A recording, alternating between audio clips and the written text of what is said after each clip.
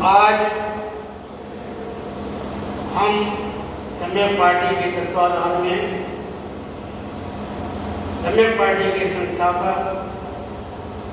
माननीय तपेश साहब जी, जो पूर्व IAS है, पूर्व कैबिनेट मंत्री, हमारे साथ सम्यक पार्टी के राष्ट्रीय अध्यक्ष के मौर्य जी, माननीय राम सिंह जी प्रोफेसर साहब, संगठन मंत्री, हमारे साथ मनोहर गौर जी, पार्टी के राष्ट्रीय महासचिव, और हमारे साथ आपके बीच में इस क्षेत्र का एक कर्मठ योद्धा, महिला शक्ति, और जिस भावना के साथ आप सम्यक पार्टी पर आस्था रखते हुए यहाँ पर उपस्थित हुए, ऐसे योद्धाओं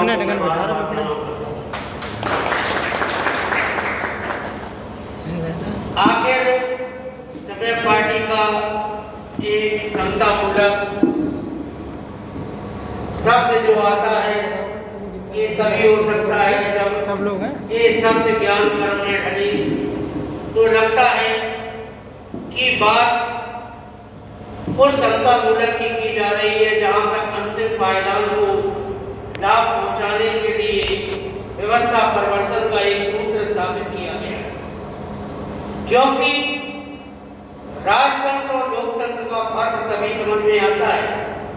राजतंत्र आप जानते थे कि एक राजा है, उस राजा का बेटा राजा होगा,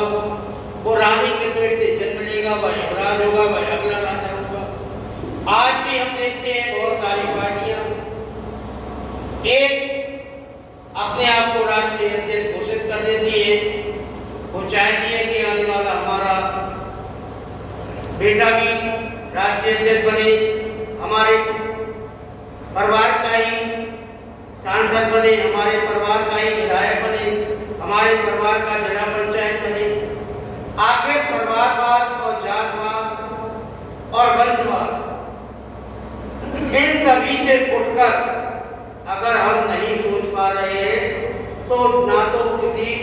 अंतिम पायदान क्या किसी भी वर्ग का भला होने वाला नहीं। सम्यक पार्टी, सम्यक पार्टी, सम्यक पार्टी। और जिस सम्यक पार्टी की जय जयकार करने का जो सूत्र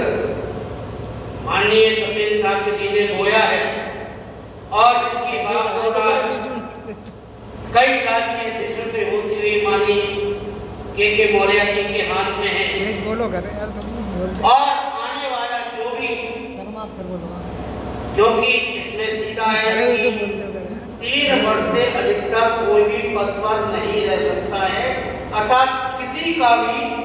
किसी समय अगर अपने सामर्थ्य के अनुसार शक्ति होगी और वह जगत से कार्य करता है, तो वह बूथ से लेकर सदस्य से लेकर राष्ट्रीय अध्यक्ष तक पहुंचने का एक खुला मार्ग है, जो कि लोकतंत्र की खूबी को प्रदर्शित करता है। और लोकतंत्र बाबा साहब के द्वारा दिया हुआ एक वो सुंदर उपहार है, जहां पर सबको मान सम्मान स्वाभिमान हक अधिकार मिलने का सुंदर गौरव है, और इस गौरव को महसूस कराने का जो सुंदर बगीचा, जो सुंदर व्यवस्था इस सम्यक पार्टी ने दी है, उसकी आप एक और लगाकर उस फुलवारी को बहुत सुंदर सजा सकते हैं, जिससे कि राष्ट्र और हमारा भारत देश, जिसको हर पार्टी आकर कहती है हम व्यवस्था बदलेंगे, हम शिक्षा सुधारेंगे, हम जाकर उद्योग लगाएंगे, हम जाकर एजुकेशन बदलेंगे, हम राजपाट का सिस्टम बदलेंगे, हम व्यवस्था परिवर्तन करेंगे। जब आपके हाथ में ये सारी ताकत स्वयं बदलने की, उस जगह पर पहुंचने की, क्योंकि आप बूथ अध्यक्ष हैं, 3 साल बाद बूथ अध्यक्ष नहीं रहेंगे, आप जिला अध्यक्ष हैं, 3 साल बाद कोई अगला होगा, आप प्रदेश के अध्यक्ष हैं, प्रदेश अध्यक्ष 3 साल बाद